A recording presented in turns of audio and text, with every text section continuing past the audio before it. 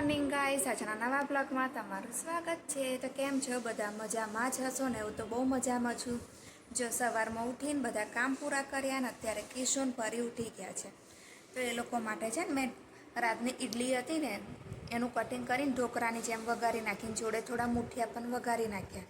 તો કિશુ અને પરી બંને જણ કરે છે ચા અને મુઠિયાનો નાસ્તો, એ પણ ગ્રીન ચટણી સાથે। પરીને બેસાડી દીધી છે રિવિઝન કરવા, અને અમારો કિશુ ગયો છે નાહવા।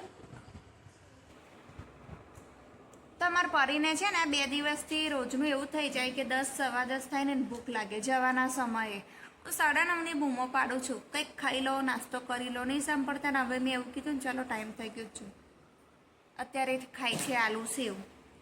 કિશુ તો કરવો નાસ્તો? બેસી જાય એની જોડે, જ્યાં પેકેટ લઈ આવી રસોડા પર મૂકતું છે, ઘડીએ ઘડીએ ઊભું ના થવું પડે તમારા લોકોને। તો કિશુ પણ એની સાથે બેસશે નાસ્તો કરવા। તો ક્રિશી વાયો ને, તો ક્રિશી વાઈને ક્રિશીએ કર્યો છે નાસ્તો જો, અને એને છે ને બધે ચોટાડી છે। મેં એને કહ્યું કે મોઢું સાફ કર, તું મોઢું સાફ નહીં કરું તો કીડીઓ આવશે તાર જોડે, બચકું ભરી જશે તાર મોઢા પર। હા, કિશુ ગયો મોઢું સાફ કરવા, કીડી બચકું ના ભરે એટલે હા કે છે। પરીને લેવા જઈએ છે તો આ ડોલ મૂકવાની છે ને, ક્યાં મૂકવાની છે? લોટ દરાવા બાજરી છે ઘંટીવાળાની દુકાને। તો કિશુ છે ને એનો યુનિફોર્મ ધોવા બેઠો જો જાતે, તો કે મમ્મી મારા કપડાં હું મારી જાતે ધોઈશ। 100 વર્ષે બાવો બોલે એવો આજે બાવો બોલ્યો છે એને, અને જો ગાંડ પણ કાઢે છે।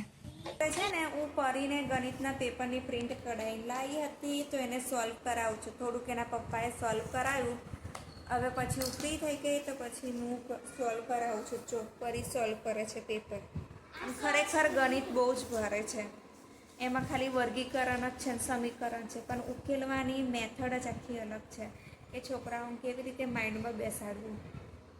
દાખલા તો ઓછા છે પણ એનું સમીકરણ જ સૌથી વધારે મહત્ત્વ આપ્યું છે ચોપડીમાં।